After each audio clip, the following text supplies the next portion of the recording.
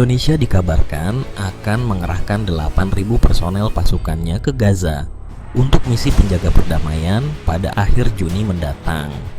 Langkah ini dipuji sebagian kalangan sebagai kontribusi kemanusiaan. Tetapi tak sedikit pula yang menilai keputusan tersebut justru berpotensi menguntungkan Israel.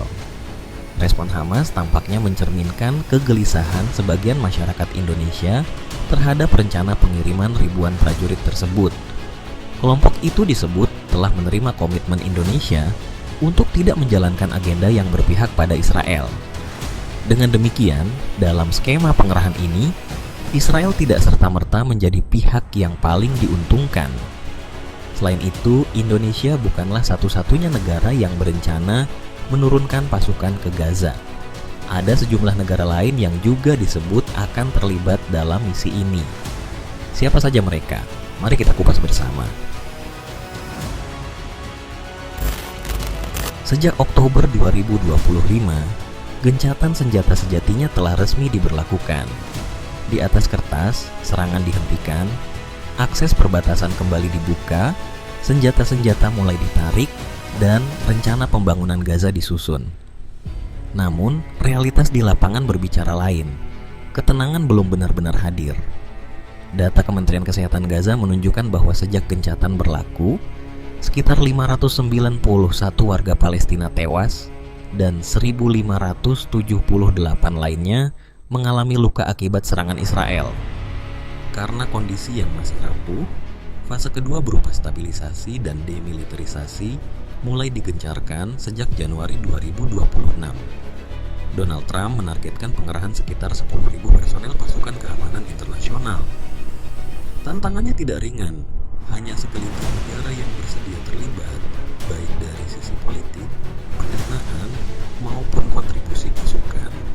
Di saat banyak negara masih mempertimbangkan langkahnya, Indonesia justru memutuskan melangkah lebih dulu. Pemerintah mengumumkan partisipasi resmi dalam misi ke Gaza, dan keputusan itu seketika menyita perhatian dunia. Indonesia bahkan disebut sebagai negara pertama yang secara terbuka menyatakan kesiapan mengirim pasukan dengan estimasi kekuatan mencapai sekitar 8.000 personel.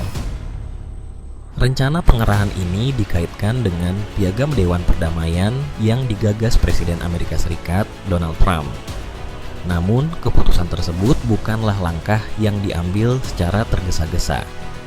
Kepala Staf Angkatan Darat Maruli Simanjuntak menegaskan TNI telah mulai mempersiapkan personel sambil menunggu koordinasi resmi mengenai kebutuhan dan karakter pasukan yang dibutuhkan. Bahkan sejak November, Menteri Pertahanan menyampaikan bahwa Indonesia telah melatih sekitar 20.000 prajurit, terutama untuk misi kesehatan dan konstruksi. Secara teknis, tingkat kesiapan pasukan dinilai sudah cukup solid. Meski demikian, terdapat satu faktor krusial yang hingga kini belum terpenuhi, yakni mandat resmi dari PBB. Pemerintah menekankan bahwa pengiriman pasukan harus berada di bawah mandat Perserikatan Bangsa-Bangsa, bukan semata di bawah Dewan Perdamaian. Alasannya jelas, Dewan Perdamaian bukan bagian dari struktur PBB. Tanpa mandat tersebut, pasukan berisiko tidak memperoleh perlindungan hukum internasional. Sementara, seluruh pembiayaan misi harus ditanggung sepenuhnya oleh negara. Gaza tentu berbeda dengan Lebanon atau kawasan Afrika. Di wilayah itu, Israel masih menjadi kekuatan militer yang paling dominan. Bahkan muncul kekhawatiran dari pihak Israel bahwa kehadiran pasukan Indonesia bisa saja berubah menjadi semacam perisai manusia di tengah konflik yang belum sepenuhnya reda. Kehadiran Indonesia dalam jumlah besar jelas menghadirkan tekanan politik tersendiri bagi Israel. Tak heran jika Perdana Menteri Benjamin Netanyahu sampai bertemu Donald Trump dengan salah satu agenda membahas batasan peran pasukan internasional di Gaza. Di sisi lain, Hamas melontarkan peringatan tegas terhadap pasukan stabilisasi internasional, termasuk kontingen Indonesia. Pemimpin senior Hamas, Osama Hamdan, menekankan bahwa pasukan asing harus berada dalam koridor yang ketat agar tidak menjalankan agenda Israel. Indonesia mungkin telah menyatakan kesiapan. Namun pertanyaan besarnya kini adalah, Siapa yang benar-benar siap menanggung seluruh risikonya?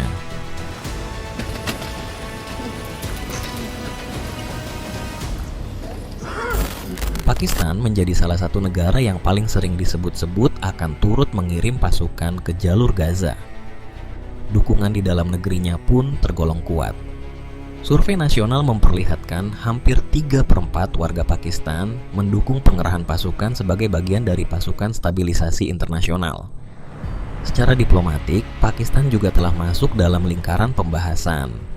Mereka bergabung dalam Dewan Perdamaian yang digagas Donald Trump dan belum lama ini menghadiri konferensi Komando Pusat Amerika Serikat di Qatar. Forum tersebut diikuti perwakilan hampir 45 negara dengan agenda utama membahas skema operasional International Stabilization Force. Beredar kabar, Pakistan siap mengirim sekitar 3.500 tentara. Namun hingga kini belum ada keputusan resmi dari pemerintah. Sumber diplomatik menegaskan bahwa keterlibatan Pakistan sangat bergantung pada mandat yang transparan, netral secara politik, serta berfokus pada stabilisasi kemanusiaan, bukan perlucutan senjata atau penegakan hukum di Gaza. Artinya, Pakistan bersedia terlibat, tetapi hanya jika batas perannya dirumuskan dengan sangat jelas.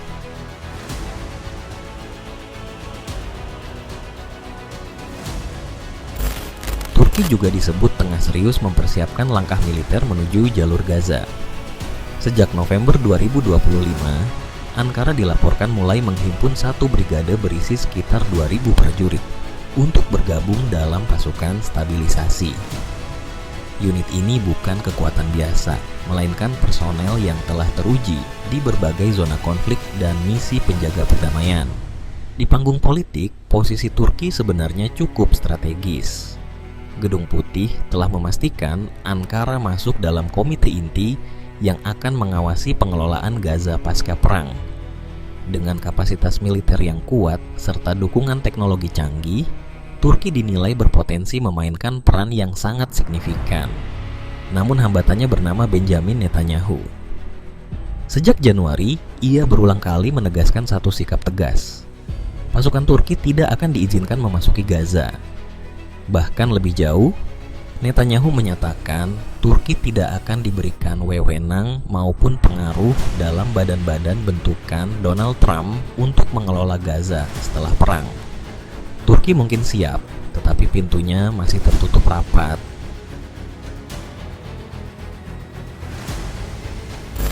Berbeda dengan Turki, Mesir justru disebut memperoleh restu langsung dari Israel. Bahkan sempat muncul wacana bahwa Mesir akan memimpin pasukan stabilisasi internasional di Gaza.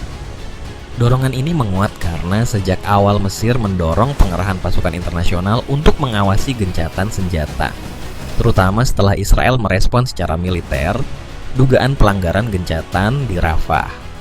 Meski begitu, Kairo tidak ingin melangkah tanpa perhitungan matang.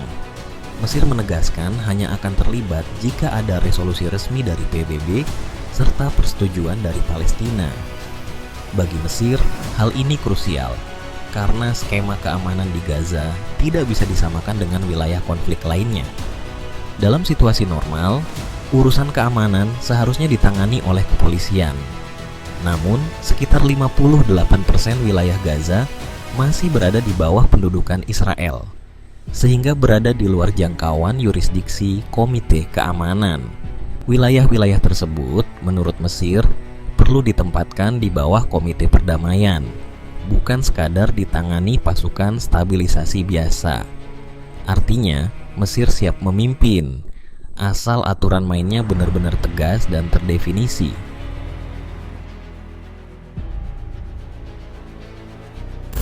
Qatar juga menyatakan kesiapan untuk berkontribusi dalam pasukan penjaga perdamaian di Gaza.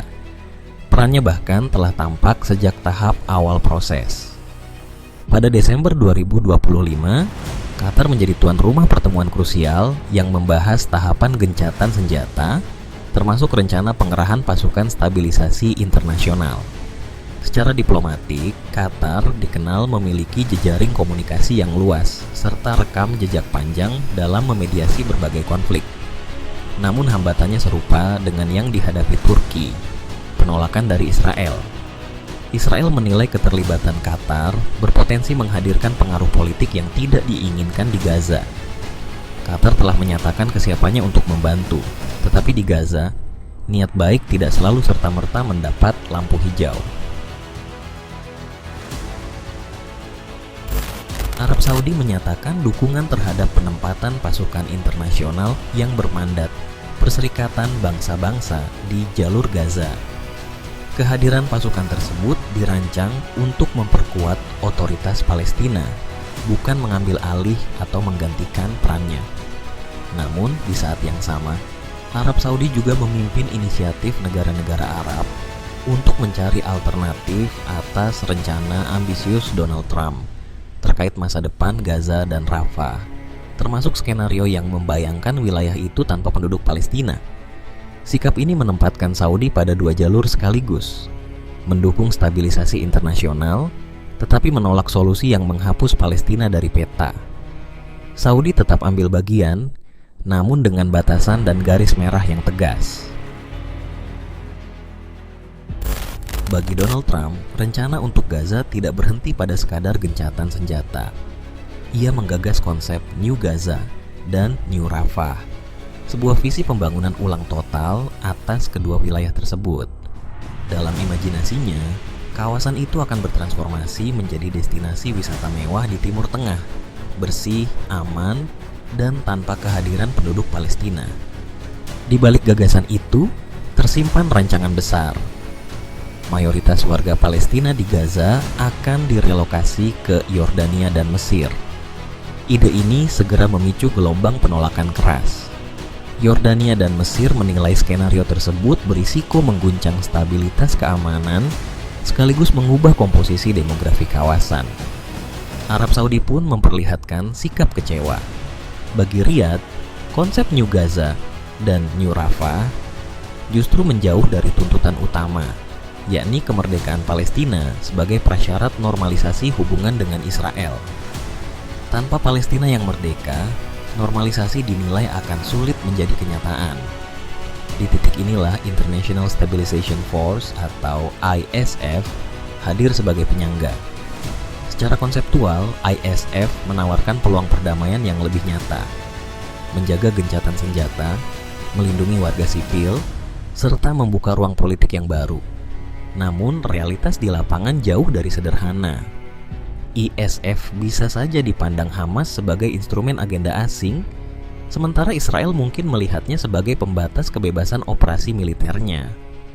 Pada akhirnya, Gaza berpotensi menjadi model baru bagi perdamaian, atau justru kembali berubah menjadi arena konflik berikutnya.